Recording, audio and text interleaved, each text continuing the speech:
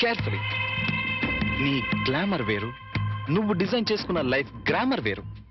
Yes, you know your position. You are a servant. అవును, జీతం బద్దం లేని ఒక నౌకరి. లైఫ్ అంతా వాళ్ళకి చాకిరీ చేస్తూ పిల్లల్ని కంటూ అంట్లు తోముకుంటూ కూర్చోవడమేనా నీ పని? క్లోజ్, అయిపోయింది, ఫినిష్, ఓవర్. నీ చాప్టర్ క్లోజ్. అరే, నీ అందానికి, నీ టాలెంట్ కి నువ్వు ఉండాల్సింది ఆ పెంకుటింట్లోనా? No no no. నువ్వు డాన్స్ ప్రోగ్రామ్ స్టార్ట్ చేస్తే యూ క్యాన్ ఎర్న్ లాక్స్.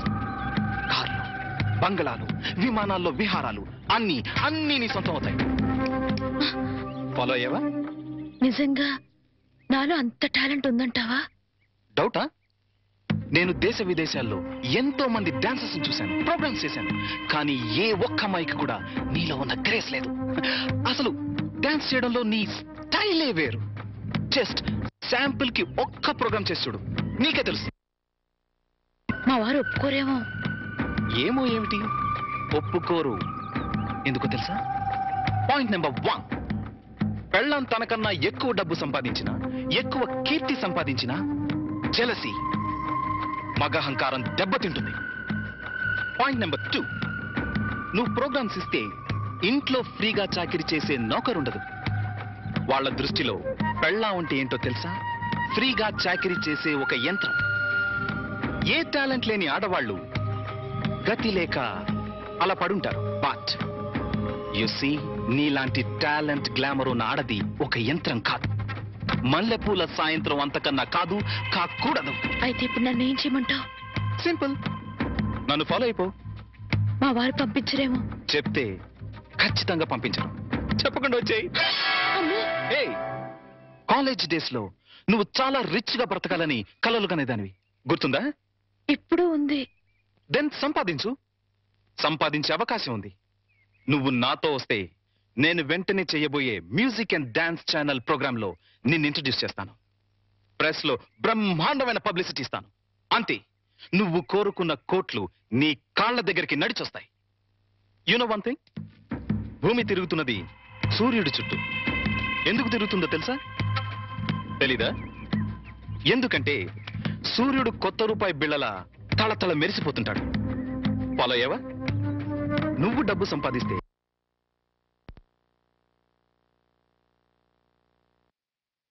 నీ వాళ్ళంతా నీ చుట్టూ తిరుగుతారు. అది నువ్వేం చెప్పదు, జస్ట్ విను. నువ్వు డబ్బు సంపాదిస్తే నాకేం లాభం రాదు. ఇందులో నా స్వార్థం లిటిల్ బిట్ ఉందనుకో. నువ్వొస్తే నా ట్రూ ప్రెస్టేజ్ పెరుగుతుంది, డిమాండ్ పెరుగుతుంది. ఆలోచించుకో. ఒక్కసారి కాదు, 100 సార్లు ఆలోచించుకో. నీకిష్టమైతే రాత్రి 12 గంటలకి మీ వీధి చివర కారులో వెయిట్ చేస్తుంటాను. Exactly half an hour wait చేస్తాను. వస్తే హెవెన్ ఎలా ఉంటుందో చూపిస్తాను. లేదా ఆ హెల్లోనే, ఆ వెల్లోనే మగ్గిపో. It's up to you. Bye. అది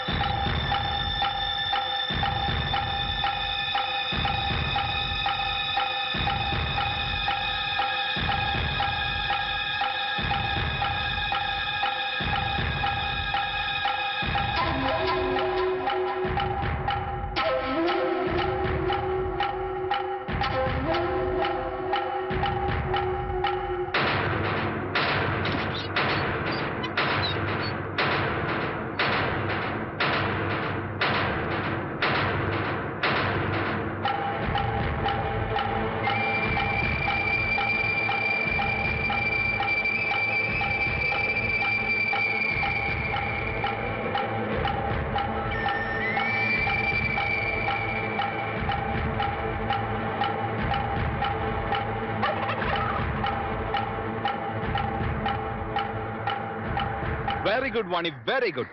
నా సలహా 100% ఫాలో అవుతావు అనుకున్నాను, ఫాలో అయ్యావు. ఇంకా ఈ ఇంటిని, నీ మొగుణ్ణి పూర్తిగా మర్చిపో. ఓకే? హే, ఎనీ సెకండ్ థాట్?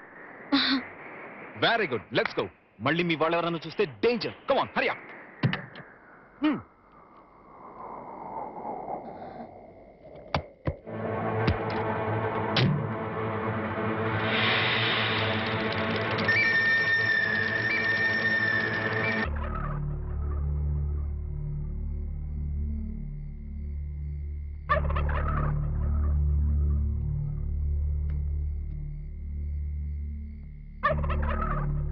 అట్టా చూడకండి బాబు, ఆకాశానికి దిష్టి తగులుద్ది. ఎండలు కాయక వానలు కురవక బ్యాడ్ అయిపోద్దండి. లుక్ మార్చండి బాబు. మీరే సన్నాసి, నేను ఆకాశానికి దిష్టి పెట్టట్లేదా? మరి? ఎప్పుడెప్పుడు తెల్లారిపోద్దా? ఎప్పుడెప్పుడు ఆ హెడ్ మాస్టర్ గారు కూతురు లేచిపోయిందో అని పేపర్లో హెడ్ లైన్స్ లో పడ్డట్టుగా ఊరంతా చెబుదామా అని. నిజమేనండోయ్, చెప్పకపోతే మీ కడుపు ఉబ్బిపోద్ది, బుర్ర పుచ్చిపోద్ది. మరి ఆ. బొల్లున తెల్లారటం పెట్టి ఆ హెడ్ మాస్టర్ గారి బతుకు తెల్లగా తెల్లారిపోద్ది.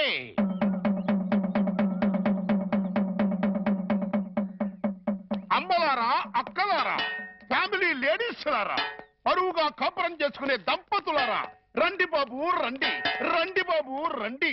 వేడి వేడి న్యూస్, ఫ్లాష్ న్యూస్, వేడి వేడి న్యూస్, ఫ్లాష్ న్యూస్. రండి బాబు రండి, రండి బాబు రండి, రండి బాబు రండి, రండి బాబు రండి. ఫ్లాష్ న్యూస్, వేడి వేడి న్యూస్, వేడి వేడి న్యూస్. రండి బాబు రండి, రండి బాబు రండి. ఇందు మూలముగా 50 మంది ప్రజలకు తెలియజేయనిది ఏమనగా, Shri Shri Shri Shri Shri K Satyanarayana BA BEd head master గారి ఏకైక పుత్రిక శ్రీమతి వాణి గత అర్ధరాత్రి 12 గంటల 10 నిమిషములకు మంచి దుర్ముహూర్తమునందు లేచిపోయింది అని తెలియజేయుటకు మిక్కిలి సంతోషించుతున్నాము. హెడ్ మాస్టర్ గారి కూతురు లేచిపోయింది. హెడ్ మాస్టర్ గారి కూతురు అర్ధరాత్రి 12 గంటల 10 నిమిషాలకి మంచి దుర్ముహూర్తం లేచిపోయింది.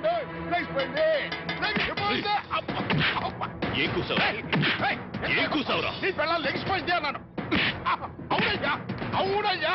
అవునయ్యా నీ పిల్లం పత్తరంగు చేత్తో సిమెంట్ గారి సూట్ కేసుతో అది క్లాస్ పెడుతూ లెగిసిపోవడం నా కళ్ళాను.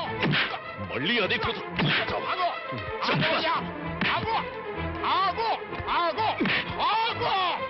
నువ్వెన్నిసార్లు కొట్టినా నేను అదే కూతుకొస్తాను. అంతెందుకు నీ ఇంట్లో పత్తరంగు చీర ఉందేమో చూడు, ఉండదు. సిమెంట్ గారి సూట్ కేసు ఉందేమో చూడు, ఉండదు. అంతెందుకు నీ పిల్ల ఉందేమో చూడు, ఉండదు. ఎందువల్ల పోయింది. పోయిందయ్యా. పోయిందంటే. చెప్తున్నాను కదా. ఏం మాట్లాడుతున్నాడు చూడండి, ఏం మాట్లాడుతున్నాడు చూడండి. లోపలికి అమ్మాయి తీసుకురా. వాణి వాణి వాణి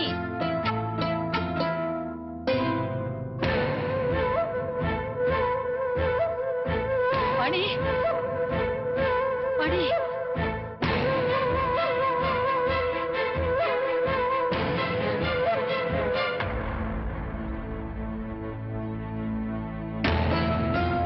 పూర్ణ, అమ్మాయిది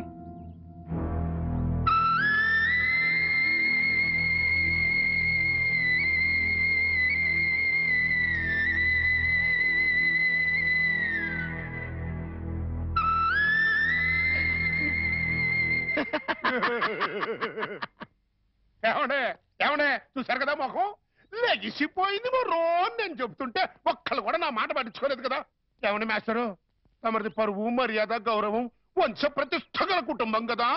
నానా నేను లెగిసిపోతున్నాను అని మాస్టర్ పర్మిషన్ తీసుకుని లటక్కలు కారెక్కిందనుకున్నా. ఇంకా నయ్యం నా కొడుకు చేసుకున్నాను కాదు, నీ కోడలు లెగిసిపోయింది రో అంటూ ఈ తతంగం మొత్తం నా కొమ్మ ముందుండేది. మాస్టరు గాడీస్ గ్రేట్ అండి.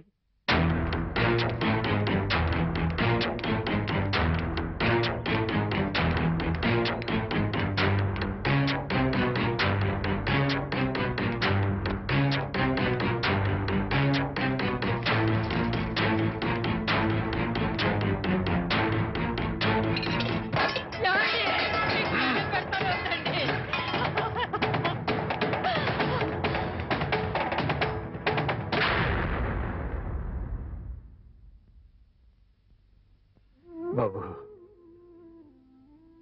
ఈ చేతులతోనే నీకు కాళ్ళు కడిగి కన్యాదానం చేశాను. అది ఇప్పుడు ఎక్కడున్నా సరే వెతికి పట్టుకుని ముక్కలు ముక్కలుగా నరికి ఆ రక్తంతో మళ్ళీ నీ కాళ్ళు కడుగుతాను. అడ్డు తప్పుకో. మామయ్య, వాణిని చంపితే పోయిన పరువు తిరిగి వస్తుందా? రాదని తప్పు చేసిన దాన్ని వదిలేమంటావా? చేసిన తప్పుని సరిదిద్దుకునే అవకాశం ఇమ్మంటున్నా. అంటే హెడ్ మాస్టర్ గా మీరు ఎంతో మంది పిల్లలు ఎన్నోసార్లు తప్పు చేస్తే క్షమించుంటారు, లేదా ఏది తప్పో ఏది ఒప్పో చెప్పి వాళ్ళని బాగు చేసి ఉంటారు.